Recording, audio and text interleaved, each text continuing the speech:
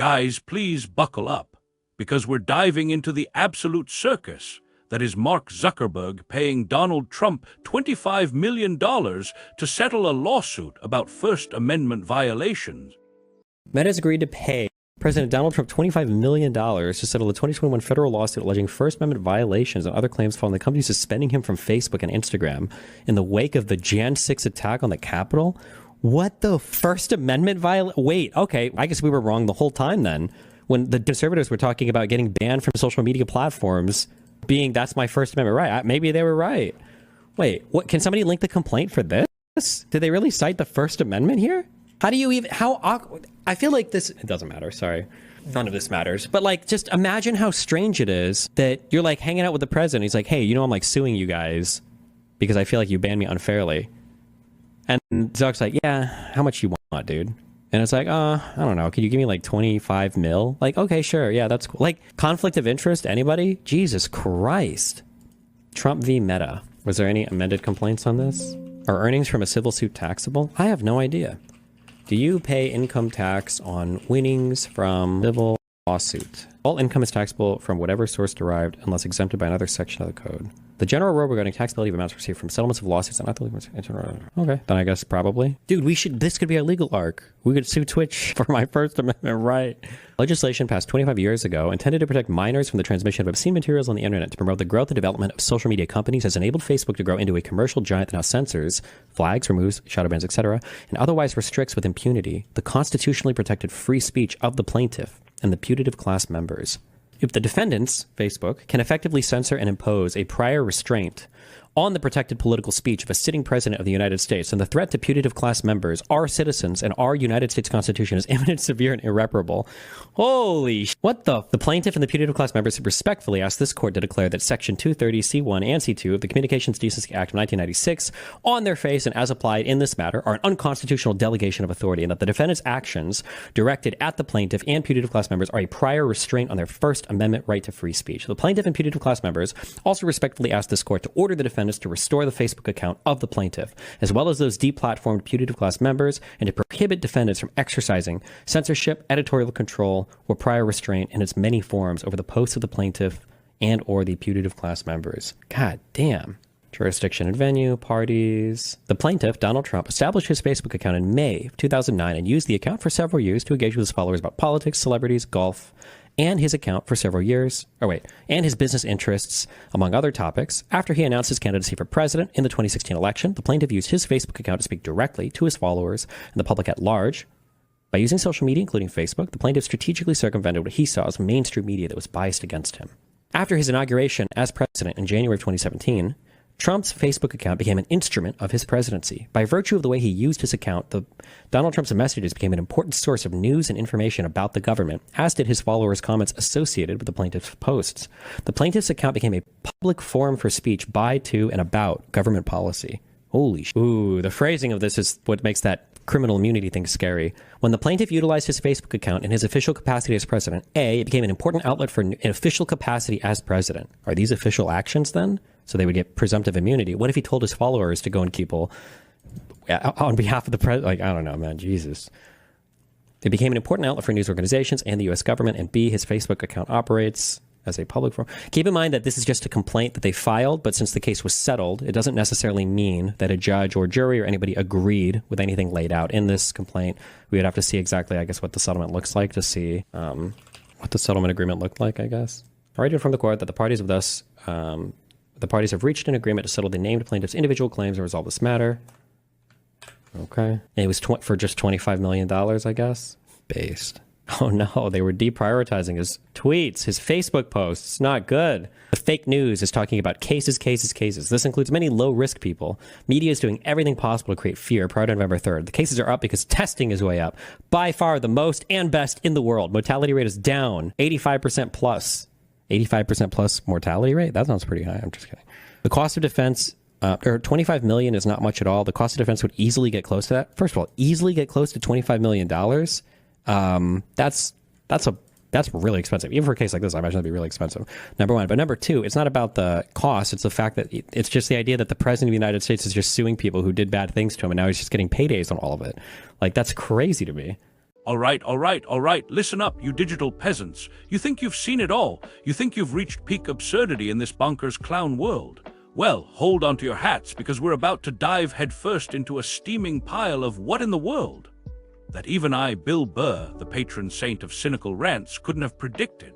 So here's the deal. Zuckerberg, that pasty-faced, robot-adjacent billionaire, decides to cut a check to Donald Trump. 25 million big ones. For what? For getting booted off Facebook and Instagram after the whole January 6th fiasco. You know, that little oops, I accidentally incited an insurrection incident. Yeah, that one. And here's the kicker. Trump's lawsuit, the one that Zuckerberg apparently folded on like a cheap lawn chair, was based on, wait for it, First Amendment violations. The First Amendment, the one that's supposed to protect you from the government silencing you, not some private company saying, hey, maybe don't use our platform to incite a riot. Now, I'm no lawyer, but even I know that's some grade A, top-shelf nonsense. It's like suing a bar for kicking you out after you started a brawl. My right to free speech was violated. Yeah, your right to be a complete goofball was violated, buddy. And the whole thing just reeks of backroom deals and shady handshakes. It's like, imagine the conversation. Hey, Zuck, how much to make this whole lawsuit thing go away? Oh, I don't know, how about 25 mil? That sound good. Yeah, sure, whatever. Just make it quick. I gotta get back to tweeting about how the election was stolen. It's enough to make you wanna throw your phone into the nearest body of water and move to a cabin in the woods. But then you remember, the woods are probably full of ticks and bears, and you'd have to chop your own firewood. So, you know, you're stuck with this. And the best part, all that money, it's probably taxable. Yeah, even the winnings from your I got unfairly banned from Facebook lawsuit get the IRS treatment. It's like the government's always gotta get their cut, even when it's from a circus act. But here's the thing that really grinds my gears. This whole Section 230 thing. You know, that law that was supposed to protect kids from internet smut.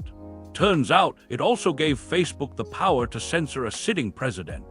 A sitting president. It's like, yeah, we're just trying to keep the internet safe for the children, and also we can silence anyone we want, whenever we want. And the phrasing of this lawsuit, public forum, instrument of his presidency. It's like they're trying to rewrite history, trying to make it sound like Trump's Facebook account was some kind of official government channel. Yeah, he was just using it to communicate with the American people about golf and celebrities. And then there's the whole presumptive immunity thing. The idea that if Trump was using his Facebook account in his official capacity, he'd be immune from legal action. So if he tweeted, hey, go storm the Capitol, that's just him doing his job. Is that how this works? Because if it is, I'm moving to Canada. And the whole thing just makes you wonder, what in the world is going on? Is this the new normal? Are we just gonna let billionaires and politicians run the show while the rest of us are stuck paying for it? It's like, yeah, we'll just settle this whole lawsuit thing for 25 mil, no big deal. Meanwhile, you guys are worried about gas prices and inflation. And the fact that the defense would have cost close to 25 million, that's the part that really gets me. This is not about the money, it's about the principle. The principle that a sitting president is suing a company for censorship. That's some banana republic nonsense right there. It's like we're living in a movie and it's not a good one. It's like a bad comedy where the jokes aren't funny and the plot doesn't make sense. And we're all stuck in the audience watching it unfold, wondering when the heck it's gonna end. And you know what? I'm tired of it. I'm tired of the hypocrisy, the corruption, the sheer absurdity of it all. I'm tired of the fact that we're living in a world where a billionaire can pay off a politician to make a lawsuit go away and nobody bats an eye. And I'm especially tired of the fact that we're all just sitting here, scrolling through our phones, watching it happen like it's some kind of reality show. It's like, yeah, this is fine, everything's fine, just another day in the land of the free, home of the brave. But you know what? It's not fine. It's not fine at all. And if we don't start paying attention, if we don't start demanding some accountability, we're gonna end up living in a world where the only thing that matters is how much money you have and how many followers you can buy. And that, my friends, is a world I don't want to live in. So I'm gonna keep ranting, I'm gonna keep complaining, I'm gonna keep telling it like it is, even if nobody's listening. Because someone's gotta say it. Someone's gotta call out the nonsense. And if nobody else is gonna do it, I guess it's gonna have to be me. And you know what else? I'm gonna start a podcast. Yeah, that's right. I'm gonna join the ranks of all those other comedians sitting in their basements, talking into a microphone, trying to make sense of this world. And you know what? I'm gonna make it the best podcast you've ever heard. Because if we're gonna live in a world of absurdity, we might as well have a good soundtrack, right? And maybe, just maybe, if enough of us start talking about this, if enough of us start calling out the nonsense, we can actually make a difference. Maybe we can actually change things. Maybe we can actually make this world a little less insane. But until then, I'm gonna keep ranting. I'm gonna keep complaining. And I'm gonna keep telling it like it is, because someone's gotta do it. And if nobody else is gonna do it, I guess it's gonna have to be me. And you know what? I'm actually starting to feel a little bit better. Yeah, that's right. I'm feeling a little bit of hope, a little bit of optimism, because maybe, just maybe, we're not as screwed as we think we are. Maybe we can actually fix this mess. But even if we can't, even if we're all doomed to live in this clown world, at least we'll have a good laugh, right? At least we'll have some good stories to tell. And maybe, just maybe, that's enough. All right, I'm done. I'm gonna go grab a drink and try to forget about all this. Because you know what? I deserve it. We all deserve it. We deserve a break from the insanity.